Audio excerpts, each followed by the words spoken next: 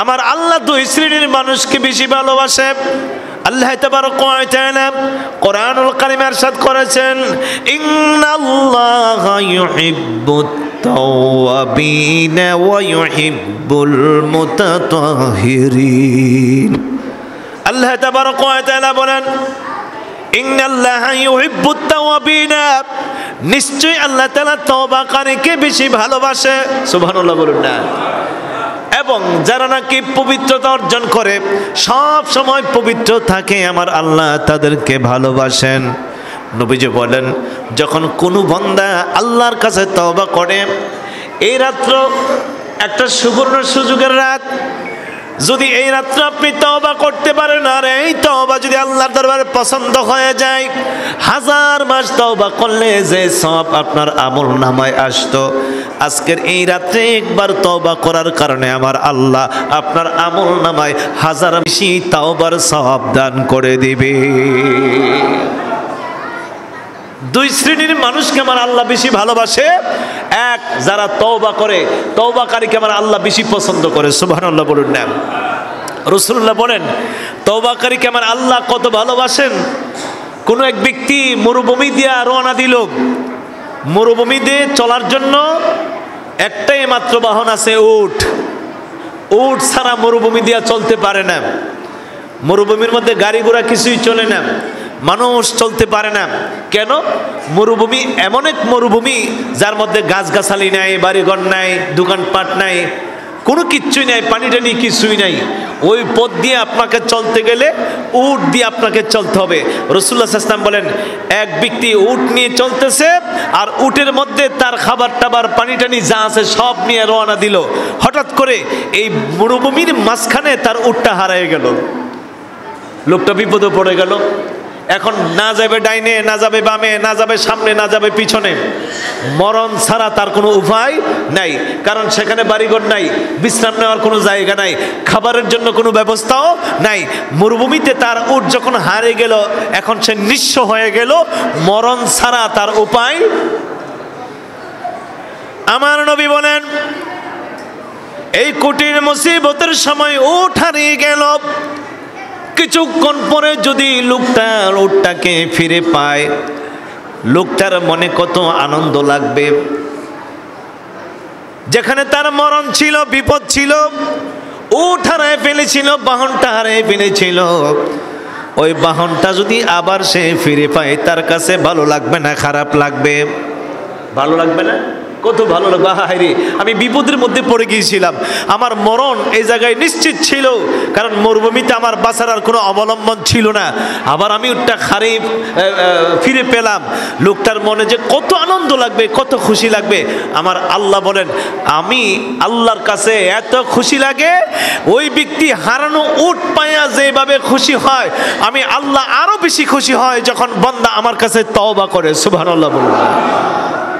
যখন বান্দা আমি আল্লাহর কাছে তওবা করে, আমি আল্লাহ মানুষ হারানো সম্পদ ফিরে পেলে যতটুকুন খুশি হয়, এর চাইতে বেশি খুশি হয় যখন বান্দা আমি আল্লাহর কাছে তওবা করে। সুবহানাল্লাহ বলুন না। তওবাটা আল্লাহ পাক পছন্দ করেন। ইন্নাল্লাহা ইউহিব্বুত তাওয়াবিন, এবং তওবাকারীকেও আমার আল্লাহ পছন্দ করে। তাহলে আজকের এই রাত্রে আমাদের আরেকটা দায়িত্ব হলো, বেশি বেশি করে আল্লাহর কাছে কি করতে হবে? তওবা করতে হবে, আল্লাহর কাছে ক্ষমা চাইতে হবে।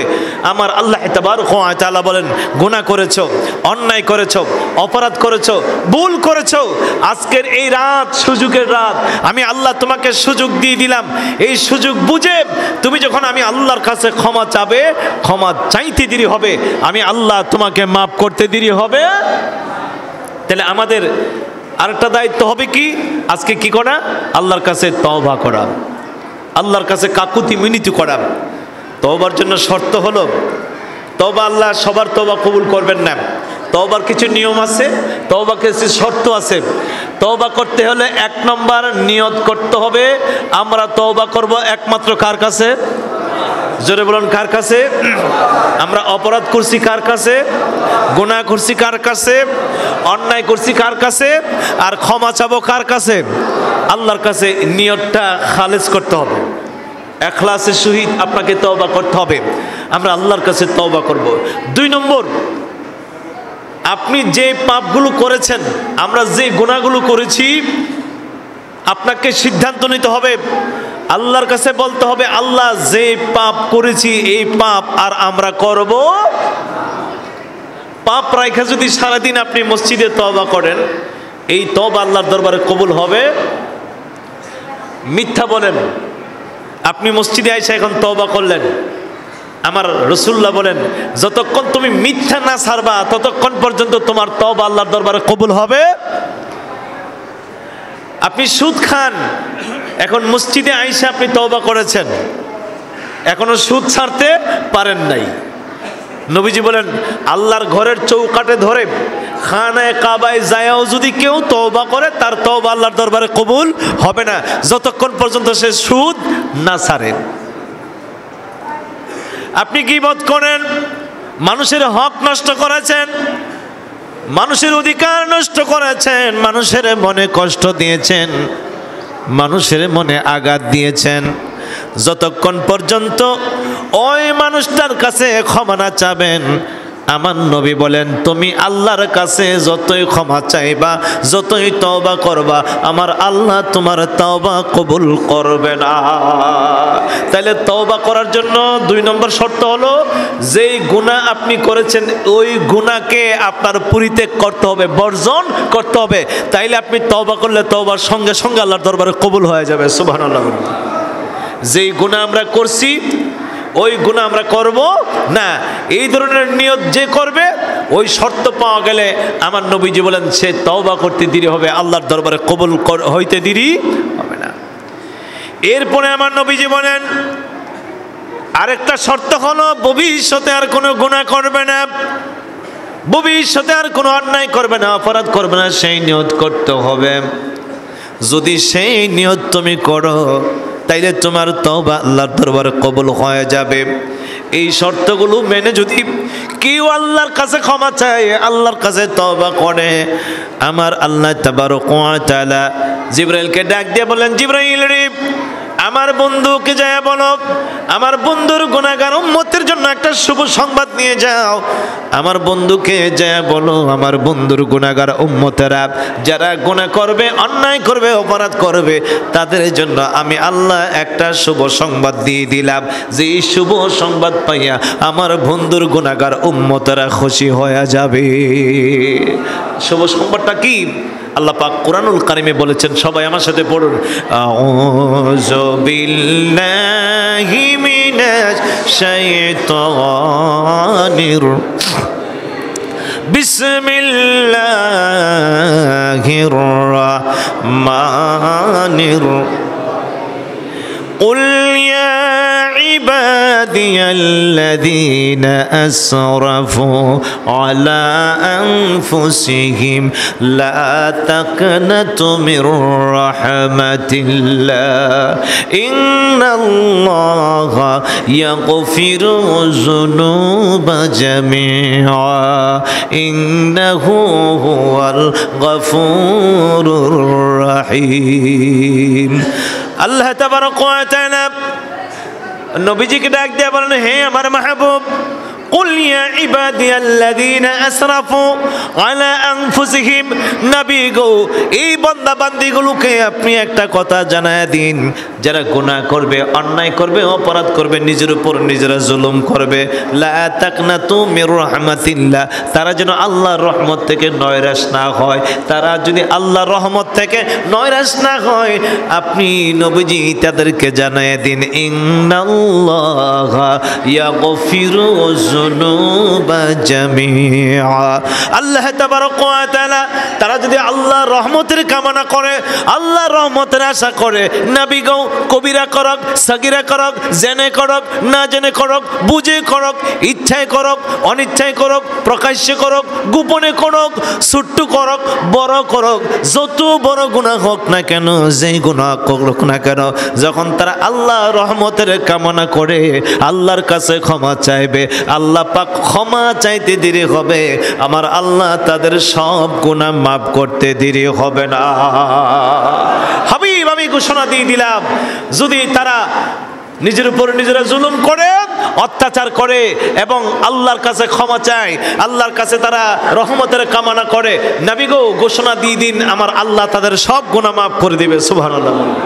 তাহলে আমরা এই শর্তগুলো পালন করে যদি আল্লাহর কাছে আজকের এই রাত্রে ক্ষমা চাই, আমার আল্লাহ আমাদেরকে ক্ষমা করে দিবে। সুবহানাল্লাহ বলুন না।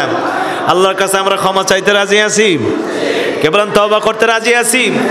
বেশি বেশি করে আল্লাহর কাছে আমরা তওবা করব। আল্লাহ বলছেন তুবু ইলাল্লাহি জামিআ, তোমরা সবাই একত্রিত হয়ে আল্লাহর কাছে তওবা করো। সমষ্টিগতভাবে তওবা করার হুকুম আল্লাহ পাক দিয়েছেন।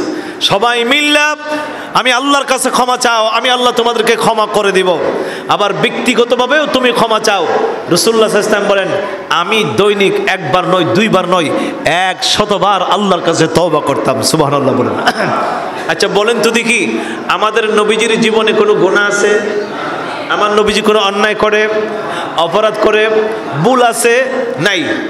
যার জীবনে ভুল থাকবে তো দূরের কথা, গুনার কোনো কল্পনাও আমার নবীর অন্তরে জাগে। সেই নবী কয়বার তওবা করেছেন? 100 বার। রাসূলুল্লাহ বলেন আমি দৈনিক 100 বার তওবা করেছি। কেন করেছেন? আমার নবী বলেন উম্মতরে দুইটা কারণে আমি বেশি বেশি তওবা করেছি। 1 নম্বর তওবা করার কারণ হলো আমার উম্মতকে তালিম দেওয়ার জন্য, আমার উম্মতকে শিক্ষা দেওয়ার জন্য, আমার উম্মত যেন বেশি বেশি করে আল্লাহর কাছে ক্ষমা চায়। 2 নম্বর বেশি বেশি তওবা করার পেছনে কারণ হলো আমার তওবার দ্বারা যেন আমার আল্লাহ আমার গুনাহগার উম্মতের গুনাহগুলো মাফ করে দেয়। এই জন্য রাসূল বলেন তোমরা বেশি বেশি করে আল্লাহর কাছে তওবা করো। আল্লাহর কাছে তওবা করার জন্য বাবা বেশি কোনো দোয়ার কাম লাগবে না, ছোট্ট একটা দোয়া পড়বেন, এই ছোট্ট দোয়ার দ্বারাই আপনার তওবা হয়ে যাবে। যতবার পড়বেন ততবার তওবা হবে। নিয়ত থাকলেই চলবে যে আল্লাহর কাছে আমি তওবা করি। তার মানে আপনি যখন পড়বেন শুধু কেবল আস্তাগফিরুল্লাহ, কি পড়বেন? শুধু আস্তাগফিরুল্লাহ। এই তাসবিহটা ছোট্ট একটি তাসবিহ, ছোট্ট একটি ওয়াজিফা। আপনি পাকে না পাকে হার হামেশা হার হালাতে আপনি এই তাসবিহটা পড়তে পারেন, আস্তাগফিরুল্লাহ আস্তাগফিরুল্লাহ আস্তাগফিরুল্লাহ। আমার নবীজি বলেন যতবার পড়বে ততবার তোমার তওবা হয়ে যাবে। সুবহানাল্লাহ। যতবার পড়বে ততবার তোমার তওবা হয়ে যাবে। আর তওবাকারীকে যেহেতু আমার আল্লাহ ভালোবাসেন, পছন্দ করেন, নবীজি বলেন যারা তওবা করে বেশি বেশি আমার আল্লাহ তাদের সমস্ত গুনাহ মাফ করে 5টা পুরস্কার দান করে। কয়টা পুরস্কার? যারা বেশি বেশি তওবা করে আমার আল্লাহ তাদেরকে 5টা পুরস্কার দান করে। 1 নম্বর তাদের সমস্ত গুনাহগুলো মাফ করে দেয়। সুবহানাল্লাহ বলুন। 2 নম্বর আমার আল্লাহ তাদের টেনশন দূর করে দেয়। মুসিবতে পড়ে গেলেন, টেনশনে আর ঘুম আসে না। হায় রে, বালিশে গেলে ঘুম আসে না, ঘরে গেলে শান্তি লাগে না, বাইরে গেলেও শান্তি লাগে না, টেনশন টেনশন। রাসূল বলেন বেশি বেশি করে আল্লাহর কাছে ক্ষমা চাও, আস্তাগফিরুল্লাহ পড়ো, তোমার টেনশন দূর হয়ে যাবে। 3 অসুখ বিসুখ, আকস্মিক বিপদ আপদ, বালা মুসিবত থেকে আমার আল্লাহ তোমাকে রক্ষা করবে। সুবহানাল্লাহ বলুন। 4 গায়েবী রিজিক আল্লাহ পাক দিবেন। ঘরে কোনো খাবার নাই, ঘরে কোনো চাইল ডাইল নাই, টাকা পয়সা নাই, বিপদে পড়ে গেলাম, আমার নবী বলেন বেশি বেশি আল্লাহর কাছে ক্ষমা চাবে, আল্লাহর কাছে তাওবা করবে, আস্তাগফিরুল্লাহর আমল বেশি বেশি করবে, আমার আল্লাহ গায়েবী ভাবে তোমাকে সাহায্য করবে। সুবহানাল্লাহ। 5 নম্বর আমার নবীজি বলেন যারা বেশি বেশি করে আল্লাহর কাছে তওবা করবে, যারা বেশি বেশি আল্লাহর কাছে ক্ষমা চাবে, আমার আল্লাহ তাকে মুস্তাজাবুদ দাওয়া করে ফেলবে।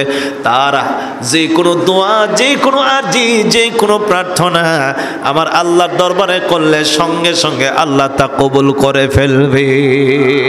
যারা বেশি বেশি তওবা করে তাদের দোয়া আল্লাহর কাছে তত বেশি তাড়াতাড়ি কবুল হয়ে যায়। সুবহানাল্লাহ বলেন। তাহলে আজকের এই রাত্রে আমাদের আরেকটা আমল হলো আমরা বেশি বেশি আল্লাহর কাছে কি করব? তওবা করব। একা তওবা করবেন, সম্মিলিতভাবে তওবা করবেন, যে যেভাবে পারেন সেভাবে তওবা করবেন।